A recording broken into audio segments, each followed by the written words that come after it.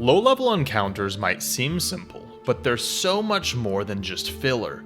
They're the backbone of any great D&D campaign. These early fights will teach your players the rules, set the tone for your world, and introduce them to challenges that they'll be facing. And let's be real, nothing compares to the excitement of those first few levels, even when a single goblin can make the whole party sweat.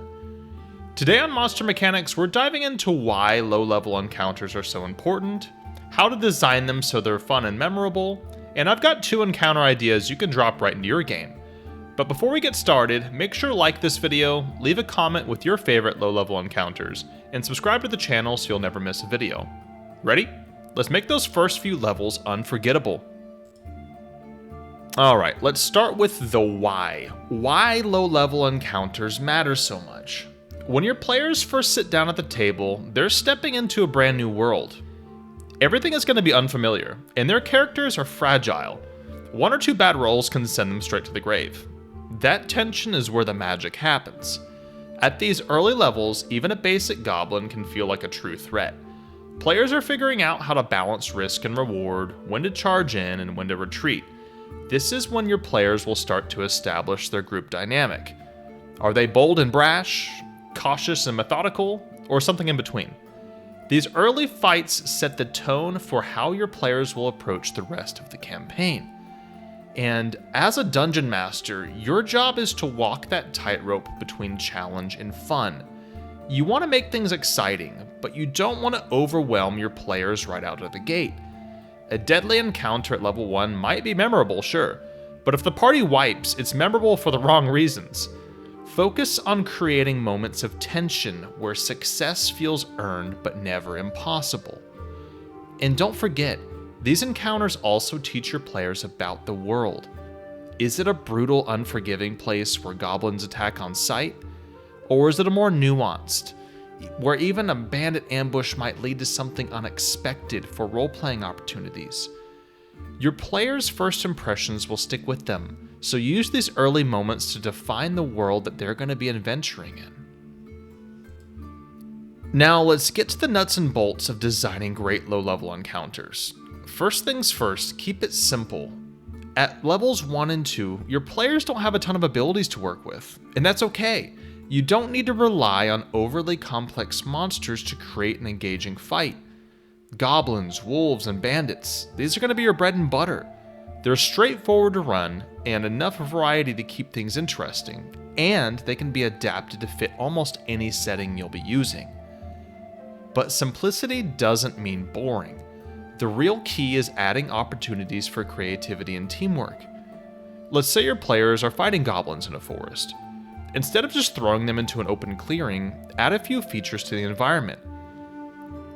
Maybe there's a fallen tree the barbarian can lift to use as a shield, or a rope bridge that forces the rogue to balance carefully while picking off enemies at a range. Giving the players options beyond, "I hit the goblin with my sword," makes the fight more dynamic and memorable. And here's another pro tip. Don't design encounters in a vacuum. Think about how each fight connects to your larger story. Maybe the bandits your players are fighting are wearing a crest of a noble family, hinting at a deeper conspiracy.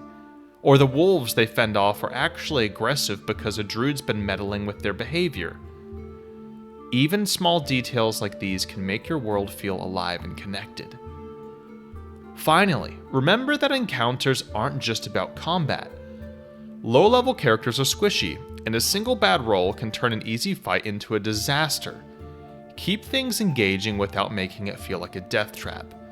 Mix in non-combat challenges. Maybe the players have to negotiate with a bandit leader to avoid the fight altogether, or they need to figure out how to safely disarm a trap before the goblins close in. These moments build tension without relying on constant dice rolling, and they give every character a chance to shine early on.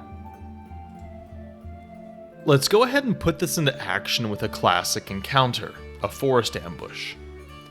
Imagine that your party is traveling down a narrow woodland trail when suddenly arrows start raining from the trees. Bandits are attacking, but it's not a simple stick-up. These guys have a direwolf with them, and it's targeting the party's squishiest member while the bandits use trees for cover. Now here's where you make things interesting. First, use the environment to keep things dynamic. The bandits aren't just standing in one spot. They're using the dodge action, climbing trees, and firing arrows from elevated positions. Meanwhile, the dire wolf is focusing on flanking for that pack tactics bonus, making it a real threat to anyone standing alone. To add an extra layer to this, throw in a twist. One of the bandits isn't actually fighting. They're sneaking around to loot the party's cart while everyone else is distracted. Suddenly, the players are stuck with a decision. Do they split up to protect their stuff, or focus on taking down the enemies?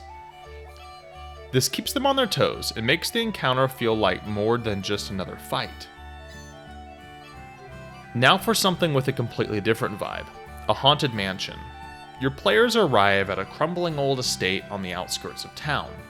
The locals say it's cursed, but the party's been hired to investigate. Or maybe they're just looking for a place to rest for the night. Either way, they step inside and immediately things feel off. Start by setting the mood. The floorboards creak under their feet. An eerie wind blows through despite the closed windows. And shadows seem to shift in the corners of their vision. At first, it's all atmospheric, no combat, just creeping tension. Then you start to introduce the danger. Maybe a spectral figure flickers into view, watching the party from the top of the staircase.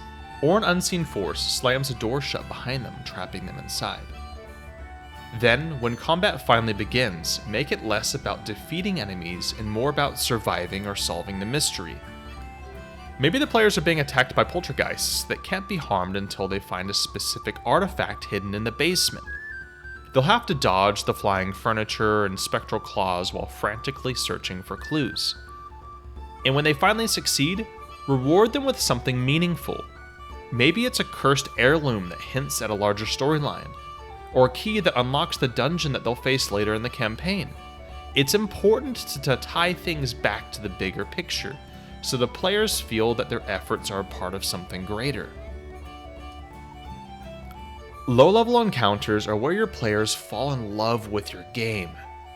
They're where the bonds are forged, strategies are tested, and the world starts to come alive. Keep them simple but engaging. Use creative challenges to encourage teamwork, and always tie them back to your larger story.